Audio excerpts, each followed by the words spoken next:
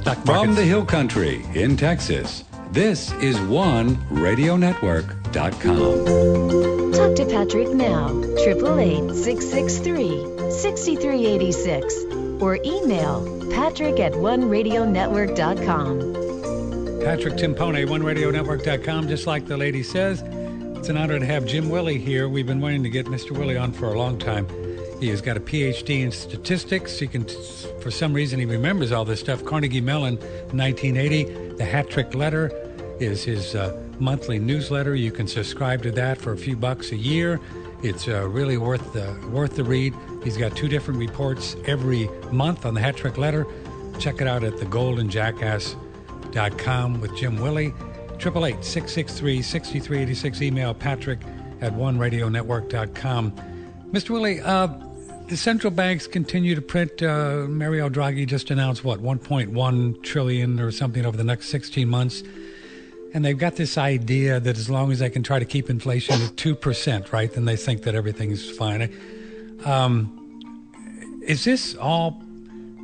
Do these people running the ECB and Janet Yellen, do they really believe that this whole Keynesian kind of thing can work, can just keep going? I mean, do they really believe that in their heart of hearts? I don't really know, but I don't really care. But they keep doing it, right? And they keep doing it thinking that it's going to make things better for everybody or whatever their goal is. What is their goal? Their goal is to maintain power. Yeah. I mean, okay, there's a lot going on behind the scenes with Draghi. I think I mentioned before that the Germans might have given the Swiss a margin call on their short gold position. Right.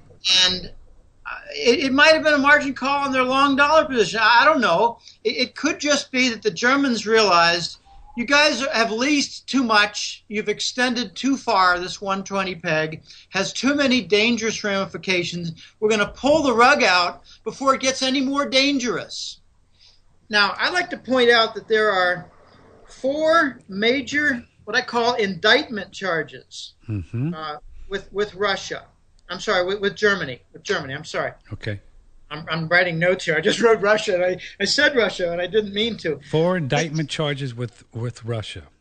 No. 4 indictment charges by Germany. Okay. In order to leave the euro. Wow. They've already decided to leave the euro. They're just getting everything lined up.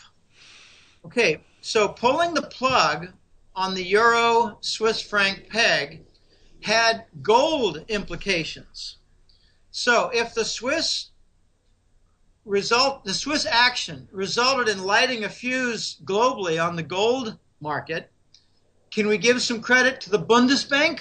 I think yes. So here are the 4 complaints. I'm going to end up with an answer to your question more completely, but that's all right. Take your time. The 4 complaints are very distinct. They seem separate, and they're all major. They're really complaints against the Anglo-American cabal. I don't know what you want to call it. I call it syndicate. It's like a crime syndicate. It's Al Capone. They have extortion, they have murder, they have gambling, they have it all. Okay, the first is the most obvious, and the Germans are sick of the NSA espionage. It's not just Merkel's offices. They're not trying to find out where she's going to have lunch or who her next appointment is for finance minister or her favorite sex toys. No, this is much deeper. It's let's find out what Merkel's doing with respect to Russia and China. It's also very deep. The U.S. has had NSA penetration to bug the parliament of Germany. The NSA has penetration in their entire cell phone network with Siemens. The Germans are fed up with it. Okay, that's one. I mentioned that back in 2011, the Germans requested their gold back because they heard about the insane plan to do scorched earth in Ukraine and wreck the umbilical, namely the Gazprom pipelines, between Russia and Germany, and Russia and Europe, at a larger scale. Okay, the U.S. did not. London and the U.S. did not return. They returned 7 tons out of 330. Bear in mind, they have 4,000. This is less than 10% of their gold reserves. But they're pissed off. Their allies have stolen their gold. Okay, that's two. The Germans don't want these sanctions against Russia. They have 3,000 or more companies doing business in Russia. They've got, I don't have the exact figures on the tip of my tongue. In past reports I have regarding what is the total bilateral trade between Germany and Russia. It's not small. It's a significant percentage of the entire German economy. They don't want it. So the industrial leaders are ordering, in their own pressured ways, the leaders of Germany. And now you have, for instance, the number two leader. I don't know the names of the titles. It's not vice president. I don't know the names. But the number two political leader in Germany is calling for an end to the sanctions. The finance minister is calling for an end to the sanctions. The economic minister is calling the end of the sanctions. And Merkel is not. Instead, Merkel came out at Davos in Switzerland with an astonishing proposal to Russia that if Russia would declare peace and honor the ceasefire, the Minsk agreement regarding ceasefire in Ukraine, that Germany would be willing to work toward a trade zone with Russia and China. Yeah, I saw that. I saw that story. So Merkel is proposing to Russia a trade zone that Russia and China are the architects for. Can you just say Germany's looking for a way out of the TTIP U.S.-led trade union? The Obama pet project, the transatlantic investment in trade? Oh, my gosh. Yeah. So that's the third. Yeah. The fourth one is the climax. The German High Court, their Supreme Court, they don't call it Supreme Court, they call it the High Court.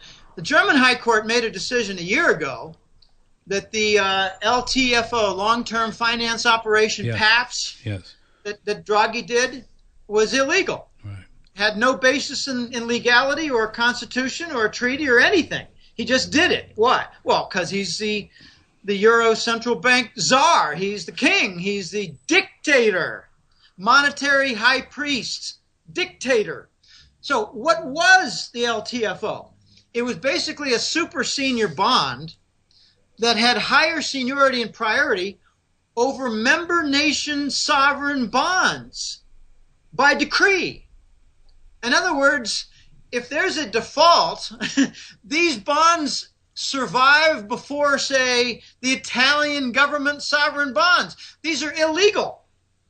So there's a war going on between the Bundesbank and the Draghi Euro Central Bank, and they warned them. They warned Draghi for the last 5 or 6 months. Do not engage in quantitative easing. Do not engage in bond purchases. We don't want the inflation. So Draghi did a compromise. He said, okay, well, we're going to have a kind of a lend-lease of sovereign bonds, and we're going to do some under-the-board drainage of funds so it would not be unsterilized like the U.S. and Britain. The U.S. has unsterilized bond purchases. This all sounds kind of weird in definition and legality, but there's a very important point. The U.S. Fed for 3 years has been printing money, not draining the banking system of an equivalent amount of money, and buying treasury bonds. In other words, hyper monetary inflation. Since when is that stimulus? It's universal wreckage, killing capital. Gosh, when I was in college, I took 3 good economics courses. I learned that untreated inflation kills capital, and here's how. It's simple. All the costs rise, and the wages do not. Profit disappears, capital is retired. This is not complicated. So they're calling it stimulus. The Germans know it's not stimulus. And they know severing the ranks with the Russians is not positive. So they wanted their gold back. What are they going to do with their gold? Well, for a while, back in 2011, there were plans for the Germans, the Dutch, the Austrians, and the Finns to come up with a gold-backed euro, a Nordic euro. And now I'm hearing that they're going to bypass the Nordic euro gold back and make a submission of a gold hoard from those nations, Germany, the Dutch, Austria, and Finland. I'm not sure about Finland right now. Finland is, I don't know, I'm not sure. But Central Europe is going to submit a gold hoard as an entry for the BRICS gold and silver central bank currency. In other words, Germany is going to lead a movement for Central Europe to say, we want to join the return to the gold standard with a currency, and here is our allotment of gold. Wow. The 20,000 tons. Pardon me? The 20,000 tons? No, Germany has about 4,000 tons. I thought you said 20. I'm sorry. Okay. I said Russia. Russia has 20 and China has 25. Okay. And Russia has 20. Mm-hmm. Russia 25, China 20. Germany has 4,000, but add together the Dutch, the Austrian gold, and maybe, I don't know, I think France is flipping slowly. France is not run by Sarkozy anymore. Sarkozy was a Langley asset. Really? Hollande is not. Oh, Sarkozy has roots going way back to French intelligence linked with Langley. Oh, yeah, that's old school stuff. He just happened to have a very pretty wife. Now, the Germans have 4 indictment charges of the NSA, gold, Russia, and the Euro Central Bank, and they're going to use it to legally leave the European Monetary Union. Legally. They're looking for the legal ground. That's why I don't mince words. I call it indictment charges. Mm-hmm. The NSA is illegally tapping and eavesdropping. Gold was illegally absconded with and not returned. The Russian sanctions are not really legal because they were imposed by the unelected EU commissioners and not the German people. And the Euro Central Bank is violating the Maastricht rules and other covenants that were agreed upon and signed by numerous member nations to make the European Union. All 4 are violations, so the Germans are going to leave. That would cause... Go ahead. No, you had another thought? I was just saying that would cause then, wouldn't it, the dollar to rise, Jim Willie, and then gold and silver to actually go down then? I don't think in terms of the dollar anymore. Okay. I don't think in terms of gold anymore. I mean, people ask me, Jim, what do you think of the gold price? I say, define the gold price. I don't think you even know what the gold price is. Yeah, what is the real price? What is it? Well, the real price involves premium paid. Like in India, it's 10 and 20%. Mm-hmm. Like in Hong Kong and China, it's at least 30%. Wow. That's the premium paid on the London corrupt spot price. So define the gold price. Yeah, I understand. Yeah, Rob Kirby was on the show last week, and he was saying that the big buyers they're really paying up if you want a big hunk of gold. I mean, a lot. Yes. I'd like to bring in a little asterisk footnote point. Sure. This is something I think is coming. Okay, we saw the broken peg with the Swiss and the euro. They were maintaining 120 euros per Swiss franc. Right. And it jumped up. It jumped up 30-something% in a single day, settled at 13. And I don't know what it is right now, and I don't really care, but I can tell you this. There's going to be another 2 or 3 steps because they have 800 billion in euros to dump. What are they going to do with them? That's a lot. What are they going to do with them? They're going to dump it and I think source gold. They're going to cover their short gold position. So when you dump something and you're massively short, you cover your short, and that's gold. Okay, so what are the next pegs? Yeah, that's what I want to hear. Yeah. The Hong Kong dollar. It's pegged at 7.7 something to the U.S. dollar. They're having trouble maintaining it.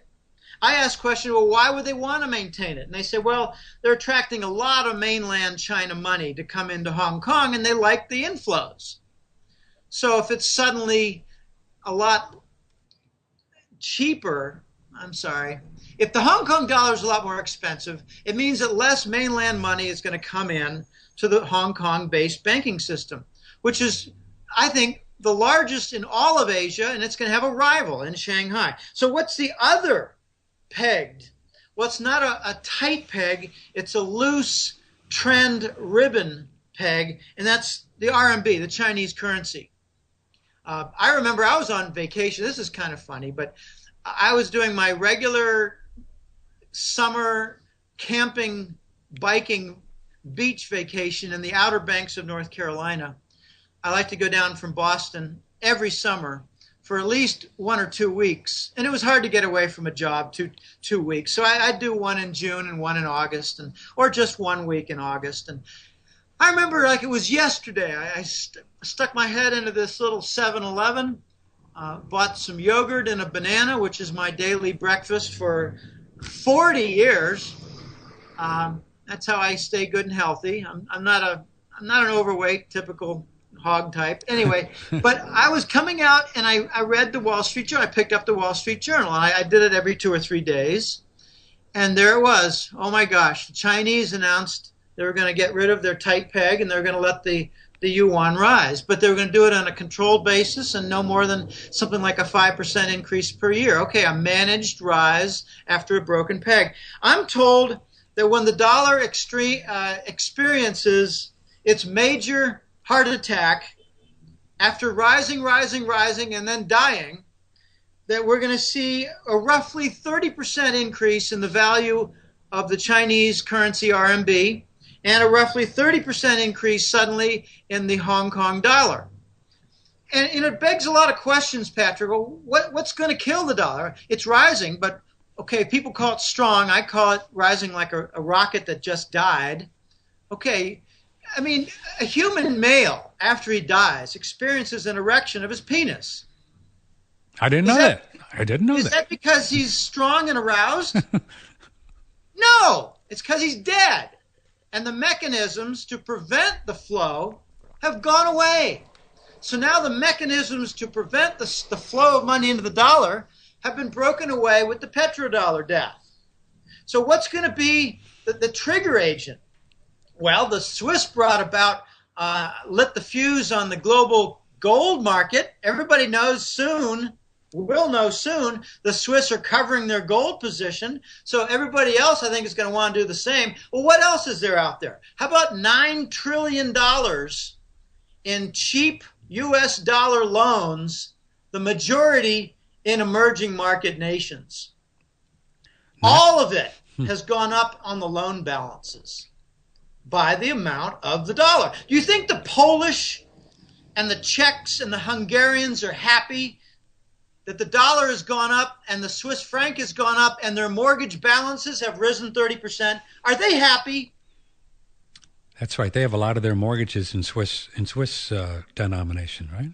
Right, and there's a lot of dollar-denominated debt across the entire world of emerging markets. Do you think those nations took advantage of low-cost, near 0% loans from the U.S. during the zero interest rate policy that we called stimulus? There's nothing stimulus about ZIRP, the 0%, or QE, which is hypermonetary inflation. There's no stimulus. All it does is it stimulates the Wall Street backdoor bond bailout. Jim Willie is with it. It's 23 after the hour. We're going to get your emails. I promise you, Patrick at oneradionetwork.com. Jim, let me ask you this. If the basic premise has been for the last 50 years, every time a nation even starts to think about selling their oil for other than dollars, and they get liberated, Iraq, you know the story. What's going to prevent the bankers who control the military, I guess, in the United States, or whoever does, from just continuing to do the same thing and keeping people? I think Iraq now, they're trying to get their act together and new government and everything, but they're still going to be selling their oil for dollars because the United States would not allow anything else. Well, again, you seem to make an assumption that the Pentagon follows orders. Okay, well, let's not make that assumption then. You don't think they do all the time? Well, let's just look at the Iraq theater. Okay. A year and a half ago, the U.S. announced a troop drawdown. Right. Evacuated Iraq. What has happened in the vacuum? ISIS. Right. Who controls ISIS? CIA? Exactly. So we have a war in Iraq that's spreading to Saudi Arabia, led by Langley. Pentagon out, Langley in. Now let's move to Ukraine. Who spent $5 billion to organize the Maidan coup in Kiev? I have no idea. The U.S. State Department. That was, I can't remember the name of the woman. She basically said, F you, Europe. U.S. just spent $5 billion to bring about this coup and did not make the nightly news because Americans still moronically believe that the U.S. is not behind the coup d'etat. All right, so the Pentagon regulars are not in Ukraine. It's the Langley mercenaries. So once again, Pentagon out, Langley in. So who's conducting the U.S. war initiatives? Pentagon or Langley? Langley. Very much, very true. So, this is getting into some very raunchy areas, but Yeah. we've got a number of examples. Let me just keep it loose. A number of examples in the last 2 or 3 years where Pentagon generals have disobeyed Obama orders and have been forced into early retirement. So the Pentagon is not happy with what's going on in the White House, and there's a movement called America First, run by Carter Ham. He was a general in charge of disobeying orders in Libya, and he was forced into retirement. So you really think the Pentagon's following all these orders? I don't. I haven't for the last 2 or 3 years. I think it's absolute nonsense. They're organizing America First. What are the origins of America First? Well, it was a bunch of generals and a couple of admirals who were killed on a plane in Alabama back in 1995. To cover it up and to distract, we had the Oklahoma bombing of the Murrah building. So is the Pentagon really following all these orders? Or are we having wars with narco money? And who controls, in your opinion, the CIA? That's a good question. I'd rather not answer it. I don't know for sure. I don't claim to be an expert, but somebody is. Somebody does, and I think there's an overlap with the control of the central bank franchise system, which usually leads to the front door of the Rothschilds. Well, that must be crazyville for the White House if there are this kind of machinations going on between CIA and the military. Whew, well, that's why Obama, Clinton, and Bush each forced into retirement a number of generals and admirals that I hear is something like at least 300, maybe as many as 400 long. Really? Yeah. They're all. Hey, I got news for people. They're not dead. They're on pension, and they're members of America First. So you've got kind of like Pentagon brass in exile. And they've got organizations in Idaho, headquarters in Idaho. Wow. America First has at least 300 generals. That's what I'm hearing. Might be exaggerated a little bit. Might be just 210. That's 210 strong people who maybe have some captains and colonels and majors who follow their word. I hear that inside the Pentagon, the big buzz is don't speak as to your loyalty because you might be forced into retirement. Instead, we all speak quietly. We talk in the locker rooms. We talk over beers. We talk over watching sporting events outside the building. I met a fellow, gosh, this was 2009. I met a fellow at a sports bar during Christmas holiday. We were watching an NFL football game just before the playoffs were about, to kick in a week or two. And we got talking, and he was a Latino, and he had a very good English ability, English language ability. And I said, where are you from? You from Miami? Because that's where most of the Latinos come from who speak English really well in Costa Rica here. And He said, no, I'm from New York. I'm a Puerto Rican, and I spent time in Miami. I don't really like it. I said, what, too many Cubans? And he said, yeah. I said, you guys don't mix well? And he said, I don't know. I just prefer New York, where I got a lot of family and friends. And I said, okay, what are you doing down here? And he said, I'm working on a business. I'm trying to set up some prepaid phone cards for Costa Rican usage, and I think it looks pretty good.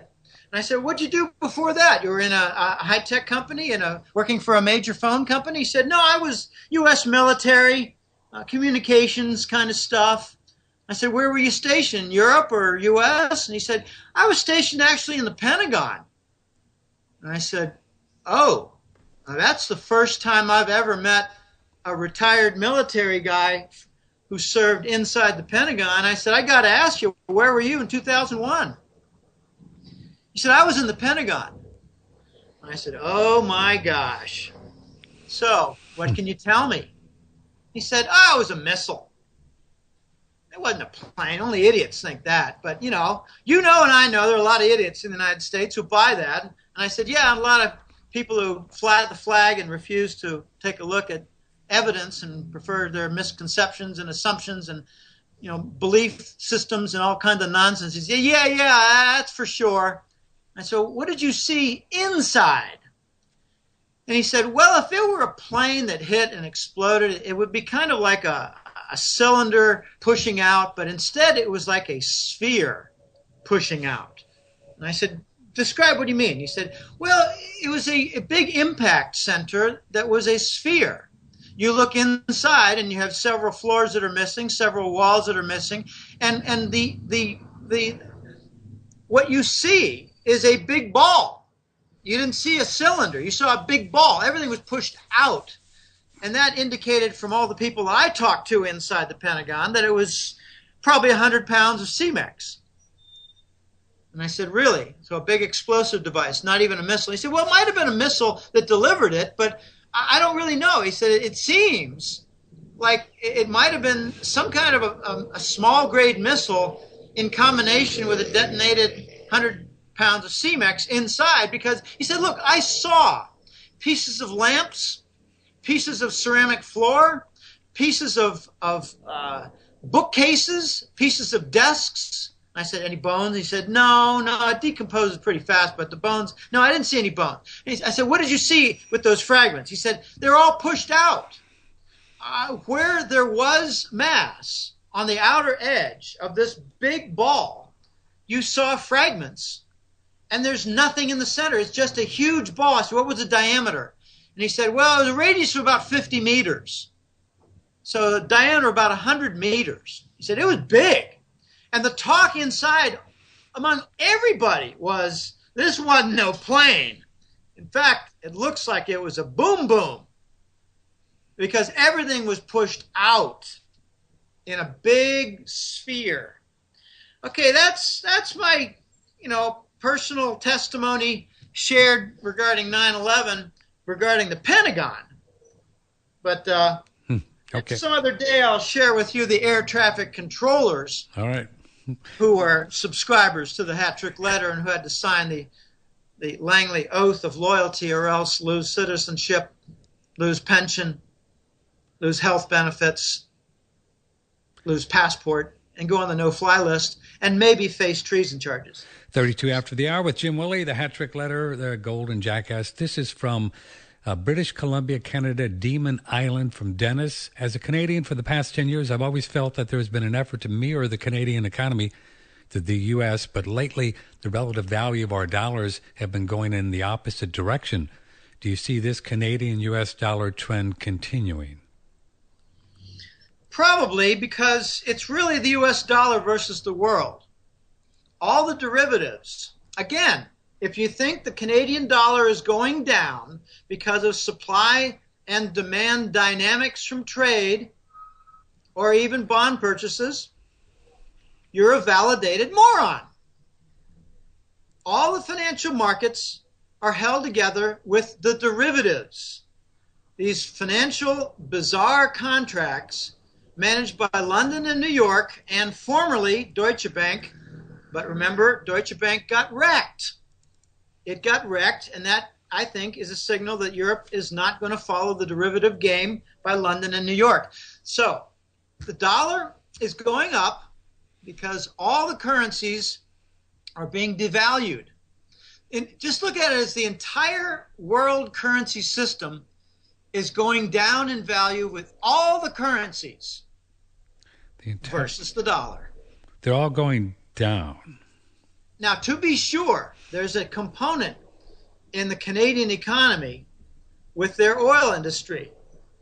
I mean, apart from Saudi Arabia and a few other countries in the world, there are very few, like Canada, with a big proportion of their GDP related to oil and gas.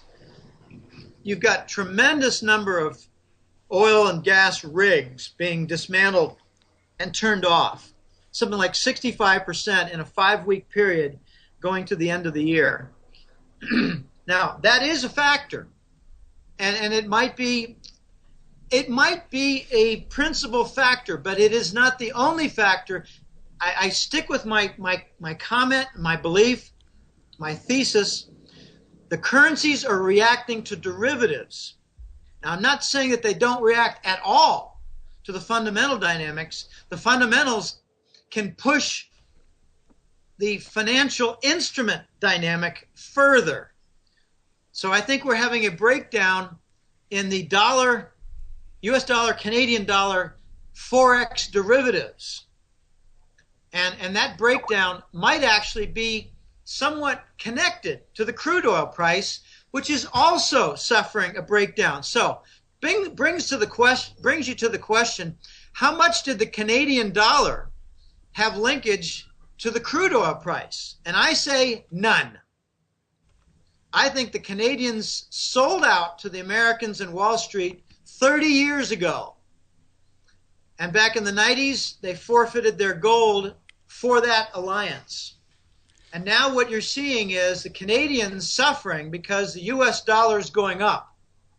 But their Canadian dollar is going down, so it means that the Canadians, along with the Europeans, are going to be able to sustain their economies a little better with foreign trade in their exports. And the Americans, I mean, gosh, you get these idiots coming out like Jacob Lew, the Treasury Secretary. I refuse to call him Jack. Let's call him Jacob. He came out last week saying that the higher dollar is good for the U.S. economy. I mean, what crackerjack school online did he earn a PhD in economics, or does he even have a degree in economics? So U.S. property is more expensive to foreigners. U.S. stocks are more expensive to foreigners. And U.S. economic output, like, say, from factories, is more expensive to foreigners. That's going to help the U.S. economy? Jacob Lew, you're an idiot. Jim Willie, let's talk about this global currency reset idea. If there are places around the world that want to have their currencies, Russia, China, the BRICS, there's talk of Iraq, even Vietnam, that want to have a currency that's tied more to gold and their natural resources, their oil, with some substance, how is this going to change their currencies' numbers if you put them in a columns against the dollar? They're going to join the BRICS currency. They'll join the BRICS currency. Well, yeah, take a step back. Okay. The BRICS are 5 nations. Right.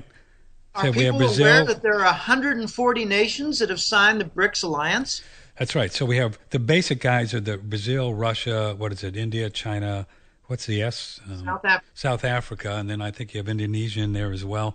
And then 130 nations. So Iraq and the other ones, those smaller places will be in there. They will. I think they're going to join. What they've done is in not exactly a treaty, but it's more like an accord.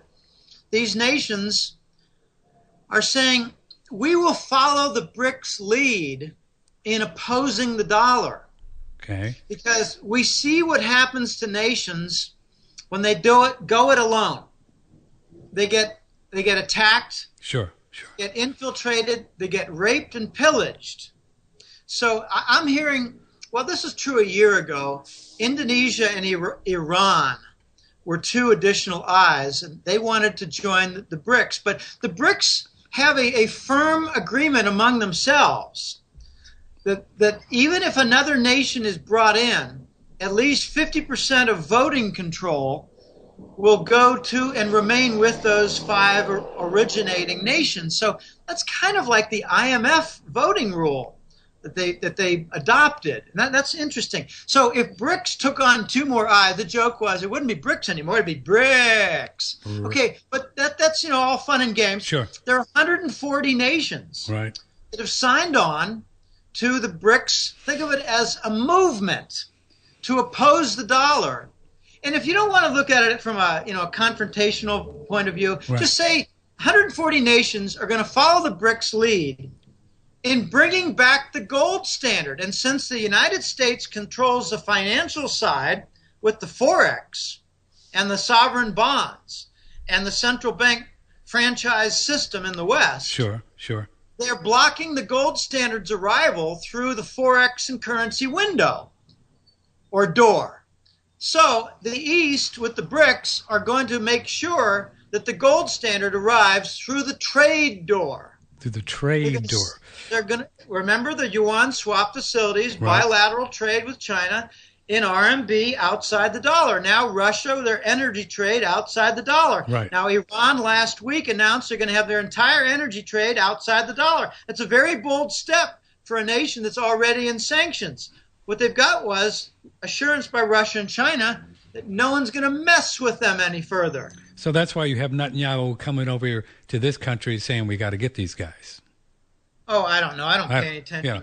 Okay, so the BRICS then are going to have the yuan as their main currency. No, they're going to have a BRICS. They're going to have their own currency. Back currency. How long do you think, Jim Willie, before we would see something like that? I know. I don't know. Yeah. I think we need an intermediary step first, and that is the BRICS announce they're going to trade in RMB, the Chinese currency. An intermediary step. And then I think we're going to go very quickly, maybe simultaneously, to a gold-backed trade note used as a letter of credit for mutual trade among the BRICS alliance nations. So if Indonesia wants to trade with India, they'll do so in RMB and gold trade notes that require posting of gold bullion. And then I think the stage is going to be set for the arrival in a huge splash with plenty of preview of the BRICS gold and silver backed currency. I like to say gold and silver because there are a lot of people who are not informed and they say, well, gee, we're going to go back to a gold standard led by Russia, China, and the BRICS and the alliance, but gee, I don't think silver is going to be in there. It is going to be in there. It is. Do you think, or do we know, or does it matter? Is there going to be enough gold and silver backing this currency, in your opinion, Jim Willie, to have it equal? I mean, is there enough gold out there to do this, or would it just be a percentage, or does that really matter?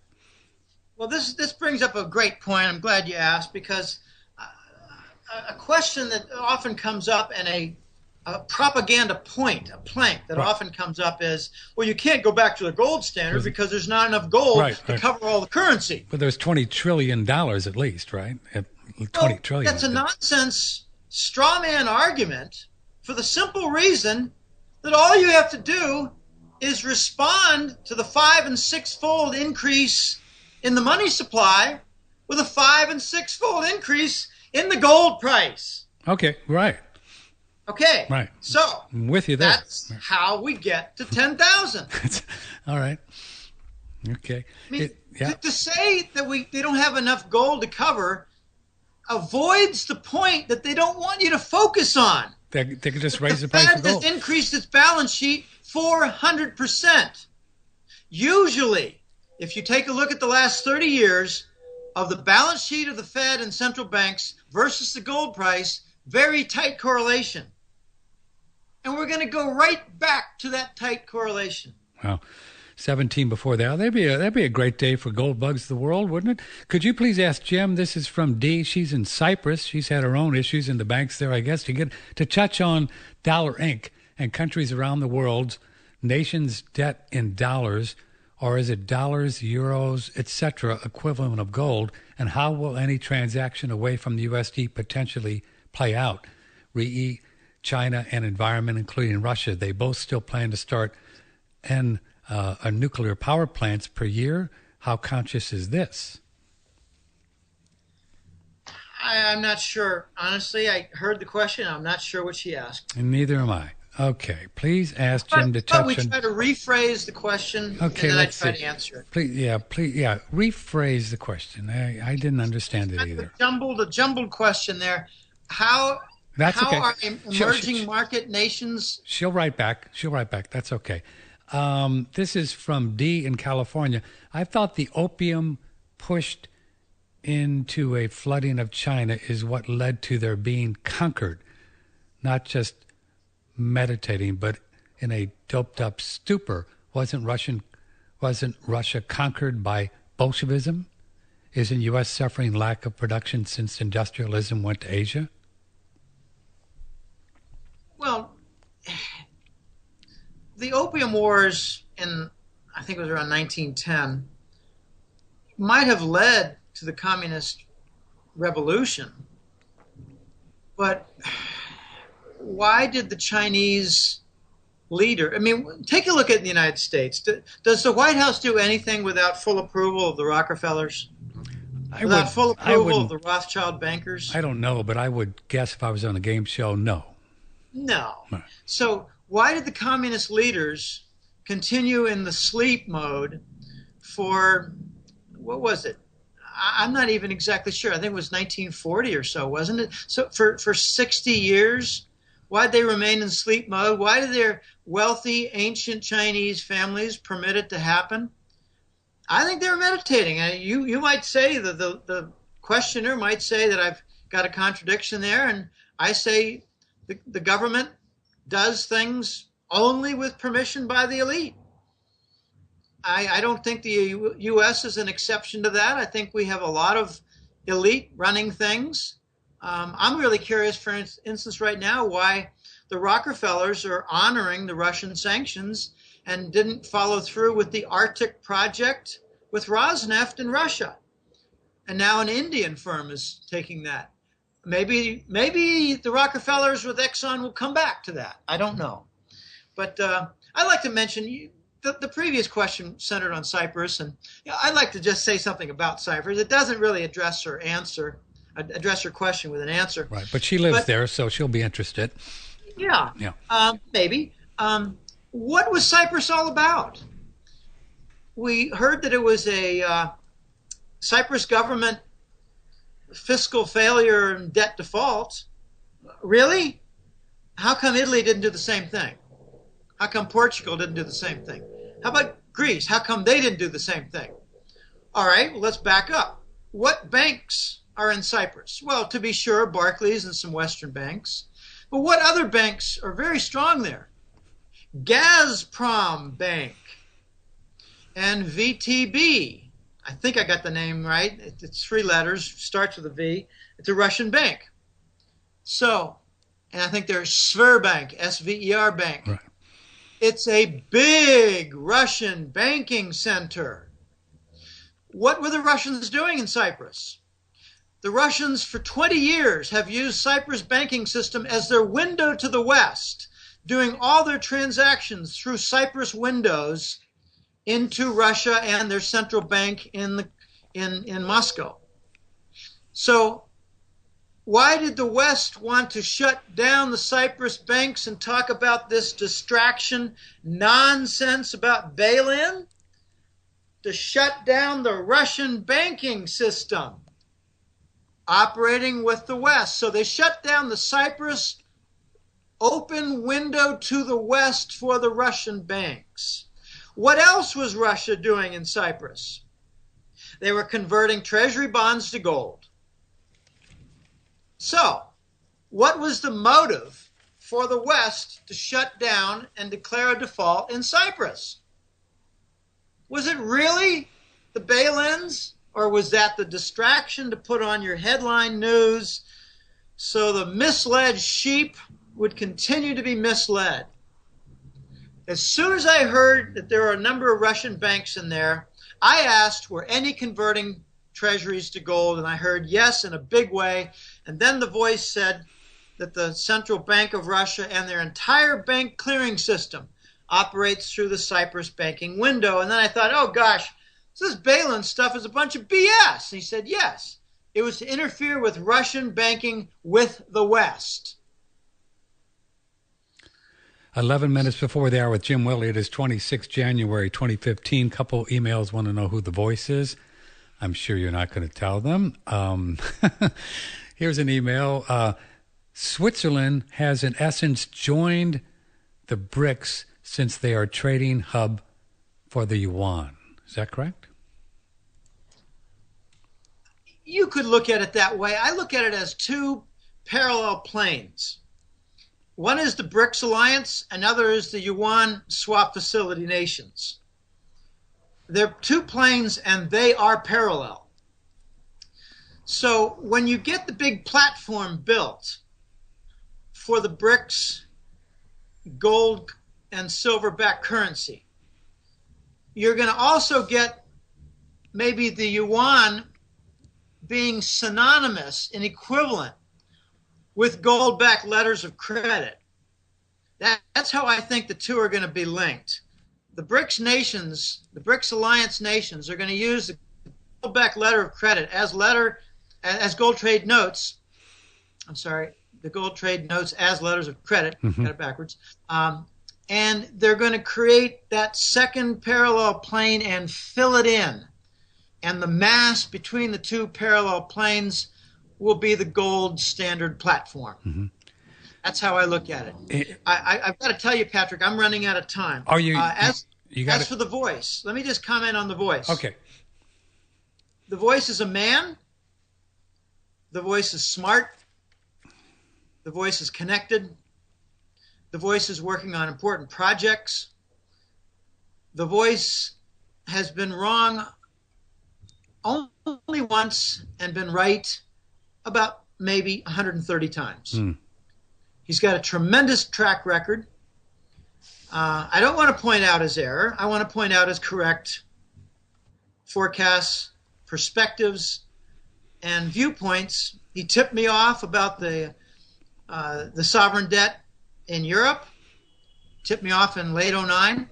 He tipped me off in the Dubai debt failing. He tipped me off in late 2009 when he said that we're going to get, QE come back and it'll be forever. And I said, well, it has to be forever. We are in sync on that.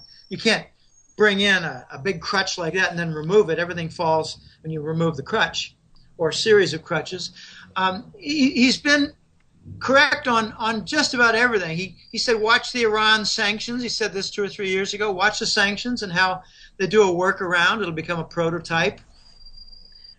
I could go on and on and on. I'm not going to reveal his identity. I'm not an idiot. Of course not. Okay. But he has very good connections. And when the Saudis announced that they were going to make a new sovereign wealth fund last summer in middle of 14, and Saudi sovereign wealth fund would be independent of their central bank, we teased him a little bit, and he admitted, yeah, that's one of his projects. He advised the Saudis to make a sovereign wealth fund, and I said, to convert treasury bonds. He said, yeah, well, they have to replace their stolen gold in Switzerland. And then I added up all the sovereign wealth funds in the Persian Gulf, or they'd like to call it just the Gulf region, and it came up to $2.2 trillion in sovereign wealth funds. About half of that is just United Arab Emirates, UAE. So I've been trying to get out of him how much of the $2.2 trillion is denominated in dollars, and we don't really know. He doesn't really know, but we're guessing about 2/3.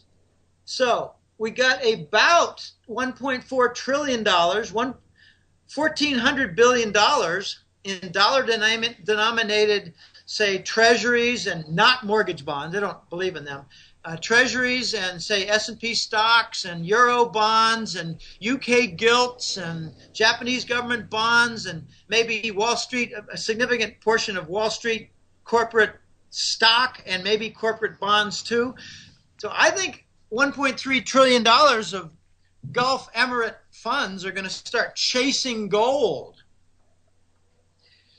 Okay, finally, let me ask you just one macro question. You can keep it short, the answer. So you've used the term the Rothschilds, and we've all heard about the idea, and we call it the powers that be, the elite, the cabal, the New World Order, the Rockefellers, the people that own and operate Dollar Inc. and the central banks. We know that. And these are the people that survive and thrive because of the dollar. If everything that you said the last couple of hours is accurate, and this is going to end someday, who knows when, the timing is everything, what, in your opinion, Jim Willie, to wrap it up, are they doing, these people, the boys, the powers that be, right now to prevent this? And do they have a plan B? I mean, couldn't they just, if it all happens, is just turn all their dollars into gold or yuan? Well, you have to look at the three parts. Okay. Rothschild, Rockefeller, and Bush. They're separate? Well, yeah. Okay. I thought they all just played golf together and ate together, and so I shouldn't assume that. No, they don't play golf with the Bushes. Okay. They don't like the Bushes. Okay. The Bushes are the Johnny-come-latelys. All right. I mean, the Rothschild and Rockefellers have had their trillions for a century, right? A long time. How long have the Bushes had their trillion? Maybe 75 years? No. No? Since the narco trade began. Ah.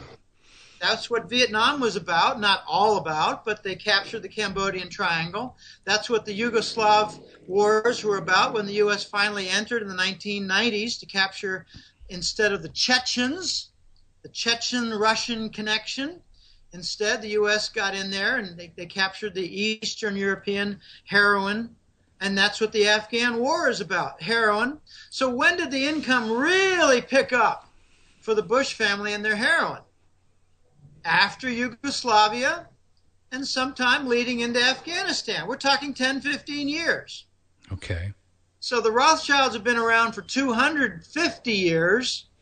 The Rockefellers have been around for about 120 years, maybe 100 years. And the Bushes have been around for 15. They're the Johnny-come-lately, and they're hated. But they control the security agencies with the hitmen, murderers for hire. So what have the Rothschilds been doing in reaction to this endgame? Yes. But escalate pressure in Ukraine. Okay, they're not giving up. What are the Rockefellers doing with respect to this end game? They backed down in the face of the Russian sanctions. They stepped to the side. What's the Bush family doing? They created ISIS and are waging war. So the three units are not doing the same thing. They're not remotely reacting to the end game in the same way, which means the Rockefellers will be spared. The Rothschilds will have to cut deals to avoid being exterminated, while the Bush family will be cornered and go back to Argentina and Paraguay, where they used to hide since World War II. And what will all this mean for people, our listeners, who have their wealth, their future, their 401ks, everything, their stocks denominated in dollars 5 years from now? A severe devaluation. Severe devaluation. Severe devaluation. Can you hazard a percentage? To start off, okay, let's just close on the dynamic for how the dollar dies and a new dollar comes. Okay.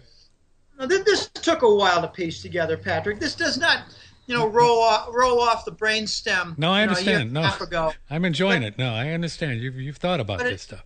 It evolves. As the dollar gets rejected for global trade, with more and more yuan swap facility settling in RMB and more trading hubs like London and Frankfurt in RMB for bond issuance in RMB. And then you get the BRICS leading a stampede to settle outside the dollar, whether it's in Swiss franc or ruble or yuan, I don't care. It's not the dollar. When all these nations start developing a huge critical mass, I think the non-dollar global trade is going to be about 60 to 80%. And then you're going to have a very tough problem for the United States economy.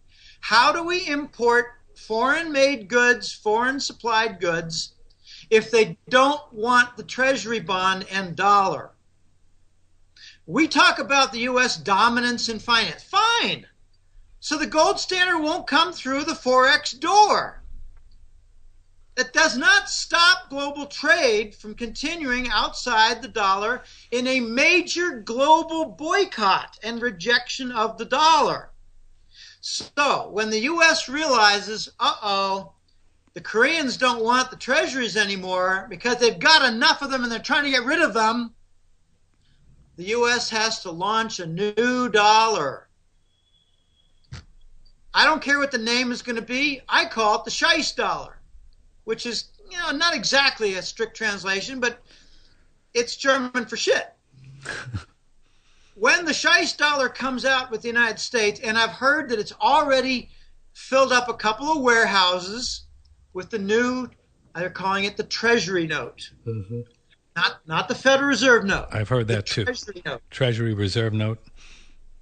I don't know the exact name. I'm certain about Treasury and I'm certain about note, but you put the word reserve in there and you start getting confused with Federal Reserve note. Maybe it's going to be Treasury something note. Probably it could be Treasury. I don't know. Okay. Treasury something note.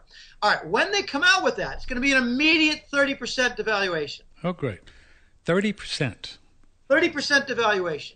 So flip the math is kind of confusing to the novice, and right. So it's going to be 7/10, right? Right. 30% devaluation. So what's 10/7? 10/7 is 1.41. So you're going to see a 41% increase in all import prices. Oh, I'm following you. Okay, gotcha. Okay. Now let's just make it simpler. Suppose it were a 50% devaluation. 50 over 100, flip it as 100 over 50, 2 to 1. If you have a 50% devaluation, import prices double. Okay, that's the easiest one to think of. But 30% is not so easily. It's 10/7. Mm-hmm. Okay. I got some criticism a year ago. People were saying, well, it's not a 30% increase in import prices, Jim, because it doesn't work that way. If it were 50% decline, they double. I said, you're right. I'll stop saying that. But I tried to keep it simple. If it's a 10% decline, devaluation in the dollar, then it is roughly a 10% increase. It's actually 10/9, which is 1.11. You'd have an 11% price inflation on imported goods. Okay, that's just the beginning, Patrick, because several months later, since the U.S. would continue to run huge government deficits and trade deficits, you'd have another 30% devaluation. And I'm hearing that an agreement has been made globally to settle it at an 80% dollar devaluation. If you have an 80% total devaluation, you have 20 on 100. Flip it, you have 100 over 20, which is 5 to 1. Subtract the 100 basis, and you're talking about a 400% import price increase. That's what you have to look forward to if you've been stubbornly holding on to your IRA, your stock accounts, your bank CDs. You're looking at a sequence of heavy devaluations, and the government will tell you, oh, no, you're not going to lose anything because it will retain its full value inside the United States. That does not include full purchase power. And this is not simple. I mean, just talk about something like milk. What is a farmer's costs? Well, they're not all domestic, and he's going to have increased costs all over the place. So he's going to raise the cost of milk, the price of milk. You got all kinds of other companies, and they use gasoline and diesel. The U.S. does not produce 100% of its needs. We're doing pretty well at 55% or 45%, I don't know, depending on the shale input for oil. So, roughly half our oil is imported. It's not imported from the Saudis anymore. Not much. No, not much. So, I laugh at people who say, well, I'm not going to pay the tax. It's 40%. on my IRA or 401k. I'm not going to pay that tax. I'm going to hang on. I'm going to hope for the best. Well, you keep hoping. When you see the devaluation starting, they're going to tell you it'll be one and only one. And then a few months later, just like Venezuela, you're going to get your second. Look at the turmoil from currency problems in Venezuela. And here's what happens when the dollar gets devaluated and they struggle at the national level to try to close the trade gap. You're going to see a lot more of the U.S. production sent overseas to address the trade gap. For instance, the Chinese are buying up alfalfa farms and exporting 1/3 of the hay feed for livestock in China. So, do you think maybe 1/3 of car output will be designated for foreign usage, truck output, when the Chinese reopen the U.S. industries? After they buy them all up? Yeah, that's what I think is going to happen. You're going to see a tremendous proportion, starting at about 1/3, of all U.S. output being exported to raise currency and close the trade gap. And that's how you get shortages, just like Venezuela. Jim Willie, if you were on a game show and you had to guess when this Treasury note thing would ever appear, can you even hazard a guess? I'm hearing stories that they're already coming in the ATM machines. What? But I think before this year is over, this is going to be a major story. If it's not inaugurated and launched in this calendar year, I'll be surprised, which means they're going to have a massive challenge to fortify and back up the new currency with gold. And they don't have it. So they're going to perhaps launch the currency maybe this year, or indicate by the end of the year when they will. I don't know. I'm hearing 2015. The acceleration of events is unbelievable. So when they launch it, they're going to lie and say it's gold backed. But it'll be the same nonsense fiction of deep storage gold that the U.S. government has on its balance sheet now. They still claim to have 8,500 tons of gold. Ha! Really? Bush, Clinton, and Rubin stole it all. What'd they do with it? They not only stole it all, they falsified some of them and sent out fake gold bricks. But the acceleration of events, Patrick, to me indicates that something's going to happen in a very big way in resolution this year. We used to have a major event occur every 2, 3, 4 months. Major event. That was true in 2010 and 11 and 12. In 2009, the event was 0% was initiated. 2011, it was QE started. 2012, it was London Whale loss for JP Morgan. There were more, but those are some of the big events that occurred in those years. When I was doing quality control work from 1980 to 85, in my first professional job outside of graduate school, we used to follow a certain metric, a certain statistic called time between failures. Mm-hmm. Mm-hmm. Well, the time between events used to be, important events, used to be 2, 3, 4 months. Mm-hmm. In just the last 2 weeks, these events all happened. 2 weeks. Russia announced they're going off the petrodollar standard and will not any longer hold dollars that they receive for oil and gas. Okay, fine. Number 2, the Swiss cut their 120 euro peg. Number 3, the Greeks announced a possible default, depending on the election, and an exit from the Euro Union. Okay, that happened. And the election, the exit guys won, just to add that. Go ahead. The exit guys won in a big way. Yeah. It wasn't like, we thought, well, gosh, if this is close to 50%, they're going to rig the election. No, it was closer to 60 or more. Okay, that was, then the fourth event was the Euro Central Bank announced details on their quantitative easing and their bond and stock and other corporate purchases. Number 5, King Abdullah died.